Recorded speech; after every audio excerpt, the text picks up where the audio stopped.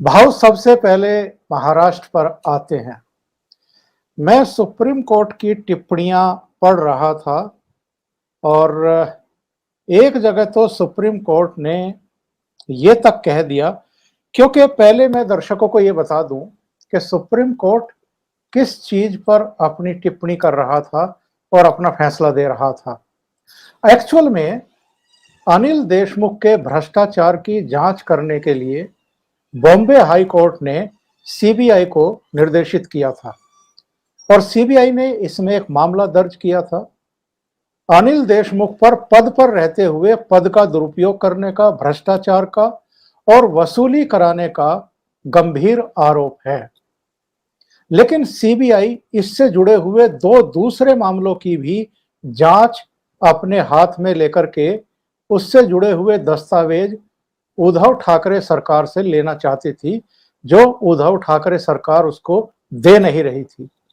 एक तो transfer posting में जो भ्रष्टाचार हुआ है और रश्मि शुक्ला की उस पर एक रिपोर्ट है जो चीफ मिनिस्टर को सौंपी गई थी।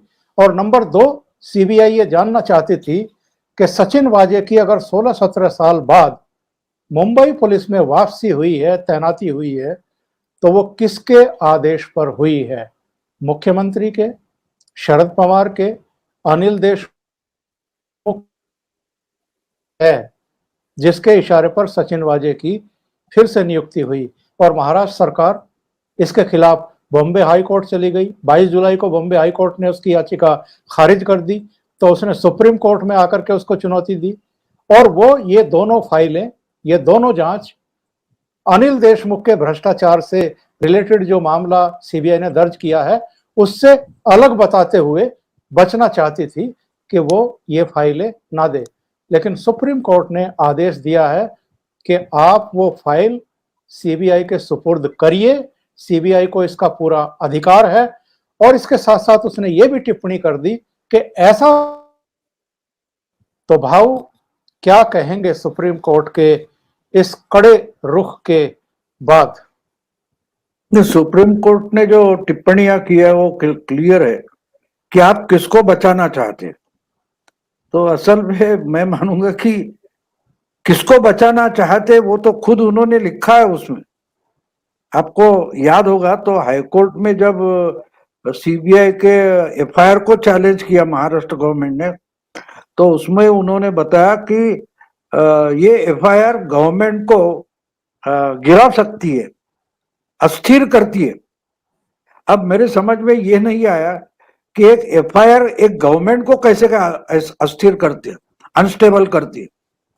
एफआईआर तो एक व्यक्ति के खिलाफ है, उससे सरकार के अनिल देशमुख ये कोई कॉन्स्टिट्यूशनल आइडेंटिटी नहीं है, वो अभी मिनिस्टर भी नहीं रहे और उनके खिलाफ ही एफआईआर है।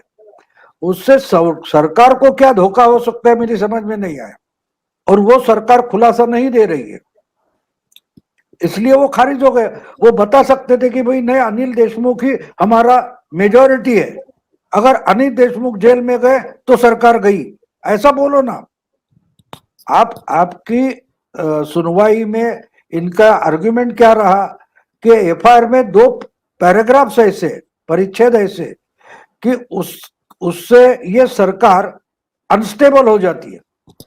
तो अनस्टेबल होने जैसा उसमें क्या है? तो उसमें लिखा गया है कि भाई इन्होंने बदली या ट्रांसफर में जो कुछ घोटाला किया है उसकी हम इंक्वायरी करेंगे, क्योंकि जो पैसे की लेन देन हुई है वो लेन देन उसी ट्रांसफर से निगड़ित है।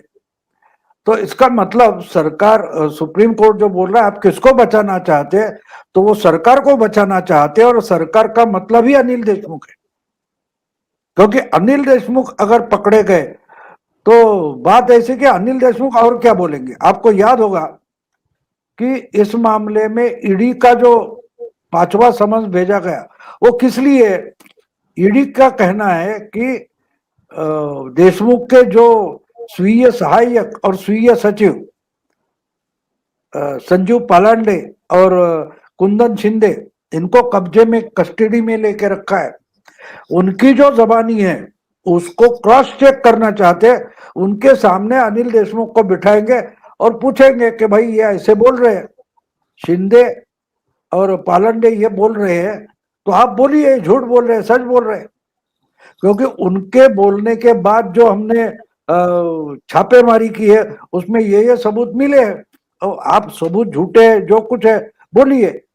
तो देशमुख को पता है कि अगर सामने आ जाएंगे सबूत तो उसका तो इनकार नहीं कर सकते, तो इसलिए देशमुख डरे हुए को उनको अरेस्ट हो जाएगी, और सरकार देशमुख को बचाना चाहती है। इसका मतलब सीधा है कि इसमें अकेले देशमुख नहीं फंसे हैं, जी जी जी।